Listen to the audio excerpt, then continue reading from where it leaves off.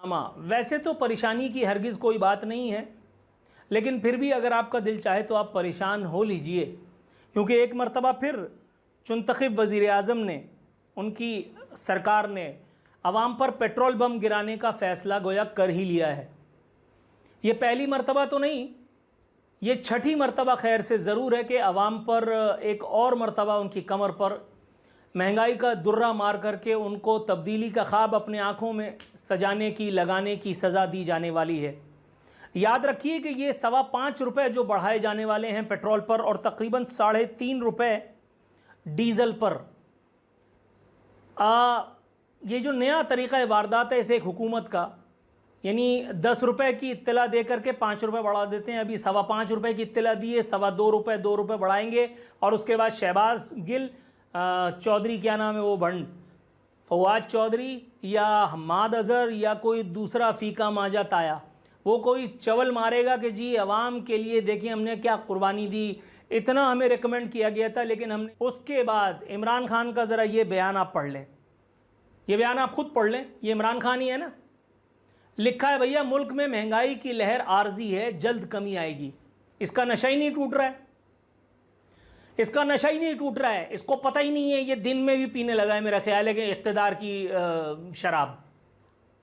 मतलब कौन सा नशा करते हैं ये लोग कि इनको पता ही नहीं है कि दिन है कि रात है, अवाम का हाल क्या है। वो भंग की काश्त के मंसूबे का इफ्तिताह कर रहा है शिबली फराज। अबे भाई अपने मिनिस्टर्स से बचा लेना, अपने वज़ीर आज़म से बचा लेना, वरना जितनी भंग तुम लोग पैदा नहीं करोगे एक्सपोर्ट के नाम पर या दवाओं की प्रोडक्शन के नाम पर, वो सब यही पी जाएंगे। क्योंकि फारिग तो हैं दिन रात चर्स पीने के अलावा और कोकेन पीने के अलावा, शराब पीने के अलावा, ऑल फॉल बकने के अलावा, हजियान बकने के अलावा, झूठ बोलने के अलावा, मक्र करने के अलावा, डाका डालने के अलावा, फरेब देने के अलावा इन लोगों को काम क्या है? आदि मुजरिम है सारे के सारे, आदि मुजरिम है सारे के सारे। इसका मतलब मुझे पता है मगर मैं बता नहीं सकता। जिन लोगों को समझ में आ रही है बट ठीक है, सही है, समझ में आ रही है। यानी आपकी सात पुश्त की ऐसी तैसी करने के लिए ये हुकूमत पुरज़्म है। और उसको देखो, वो मदारी को, वो ऐवान सदर में बैठा हुआ डुगडुगी हिलाने पर बोल पड़ता है कि दुनिया को चाहिए कि इमरान खान की मुरीदी इख्तियार कर ले। अबे भाई तू क्या समद बॉन्ड का नशा करता है?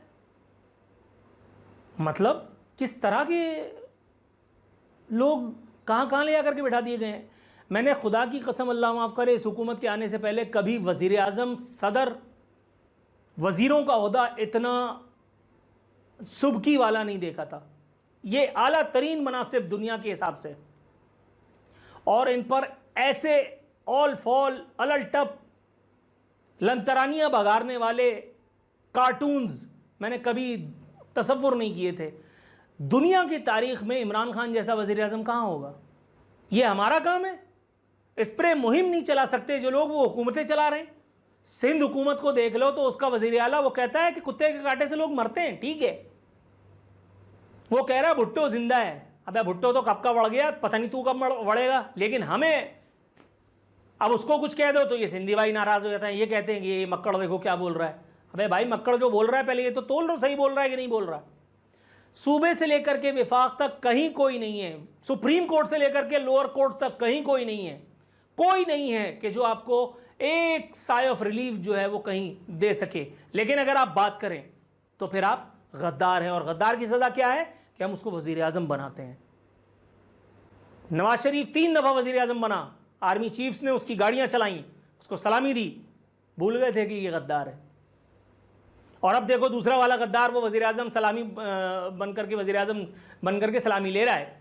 उसने ISI को गालियां दी, उसने पाकिस्तान की फ़ौज को गालियां दी, उसने इस्टेब्लिशमेंट की ऐसी तैसी की, और वो भी इंटरनेशनल लेवल पे वज़ीर आज़म बनने के बाद भी कर चुका है 2 मरतबा। अभी हालिया दिनों में रशियन टेलीविज़न को इंटरव्यू में पाकिस्तानी एजेंसीज़ के खिलाफ FIR पढ़वा दी। ईरान गया था तो ISI वालों के साथ, ISI वालों के सामने बैठ करके उसने अपनी दरअंदाजी का बिला वजह एतराफ़ किया। अबे इन्फिल्ट्रेशन वहाँ से हो रही है, यहाँ से हो रही है, फायर वहाँ से होता है, यहाँ से होता है। मगर मैं हैरान हूँ भाई, मैं हैरान हूँ इदारों की ज़ब्त और बर्दाश्त पे।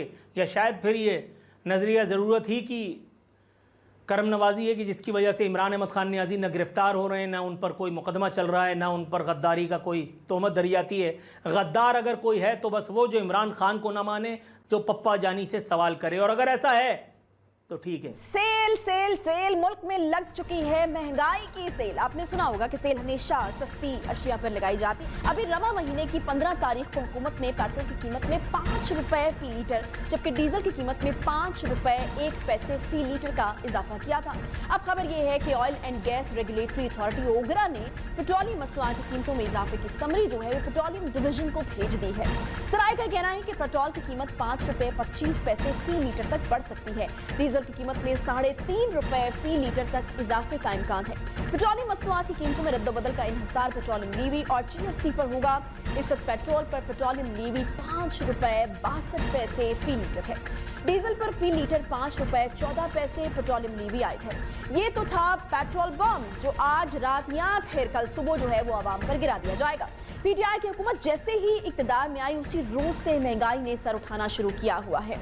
रवा साल जुलाई में पेट्रोल की कीमतों में इजाफे पर हमने एक प्रोग्राम किया जिसमें शाहिद हसन सिद्दीकी साहब ने हुकूमत की मुस्तकबिल की पॉलिसी पर क्या कहा था, सुनिए जरा पहले। असेसमेंट के मुताबिक आने वाले वक्त में इसी माली साल में आहिस्ता आहिस्ता हुकूमत पेट्रोलियम मसनूआत में तकरीबन 20 रुपया फी लीटर मजीद इजाफा करने जा रही है। अच्छा। किसी को पाकिस्तानी को इस पर कोई शुबा नहीं होना चाहिए। बिल्कुल राइटिंग ऑन द वॉल है। उसकी मतलब वजह अभी और नए रिकॉर्ड बनना बाकी हैं के लिए। डॉक्टर साहब आपकी पेश गोई जो कि आपने कुछ महीने पहले की वो हमने सुनाई है और वो तो एग्जैक्टली बिल्कुल वैसे ही हो रहा है जैसे आपने कहा है। लेकिन अब सवाल यहाँ पर ये उठता है कि आखिर क्या वजह है या क्या मजबूरी है हुकूमत की कि पेट्रोल की कीमत जो है वो बढ़ती ही चली जा रही है और फिर ऑब्वियसली पेट्रोल की कीमत पेट्रोल एक ऐसी चीज़ होता है कि जिसकी कीमत अगर बढ़ती है तो बाकी अशिया के ऊपर ऑटोमेटिकली उसका एक असर आना शुरू हो जाता है। देखिए, बुनियादी चीज़ ये है कि इस वक्त हुकूमत और स्टेट बैंक की जो पॉलिसियां हैं बहुत नाकिस हैं। अच्छा। और हमारे जो इकोनॉमिक इंडिकेटर्स हैं वो इंतहाई तेज़ी से बिगड़ते चले जा रहे हैं, चाहे हुकूमत तकरीरों में तस्लीम करे या नहीं करे, मगर स्टेट बैंक की रिपोर्टों में और मिनिस्ट्री ऑफ फाइनेंस की पब्लिकेशन में वो चीज़ें मौजूद हैं जो मैं कोट करता हूँ। मैं उससे बाहर की तो कोट ही नहीं करता as a matter of policy. वो बहुत तेज़ी से नीचे जा रहे हैं।